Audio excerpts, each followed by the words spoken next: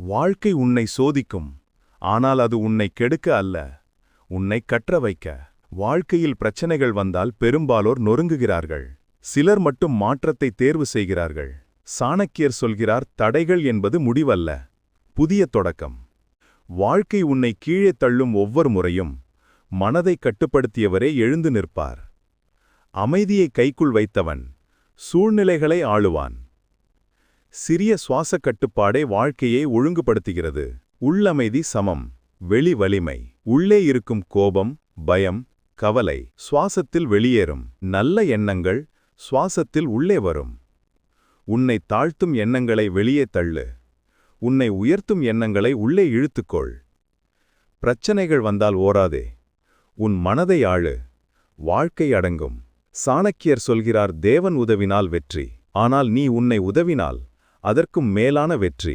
நீ எத்தனை முறை சுமையால் கண்ணீர் விட்டாயோ நினைவு வைத்துக்கொள். அந்த கண்ணீர்தான் உன் வலிமையை உருவாக்குகிறது. வாழ்க்கை உன்னை உடைத்தது என்று நினைத்த தருணமே உன்னை புதிய மனிதனாக உருவாக்கும் தருணம். யாருடைய ஆதரவு தேடி அலையாதே, உன் மனதை வெல்லு. உலகமே உன்னை தேடும். அமைதியாக இருப்பவன் பலவீனன் அல்ல, அவன்தான் சூறாவளியை புன்னகையுடன் எதிர்கொள்வான். ஒரு கனவை இழந்தால் வாழ்க்கை முடிவதில்லை, அதே கனவுக்கு புதிய வடிவம் கொடு. ஒரு தோல்வி உன் வாழ்க்கையின் தீர்ப்பு அல்ல, அது ஒரு அத்தியாயம் மட்டுமே. நிலையை மாற்ற முடியாவிட்டால் மனநிலையை மாற்று. மனநிலை மாறினால் உன் வாழ்க்கையும் மாறாமல் இருப்பது அசாத்தியம். இன்று உன் மூச்சோட்டத்தை கட்டுப்படுத்து, நாளை உன் வாழ்க்கையை கட்டுப்படுத்துவாய்.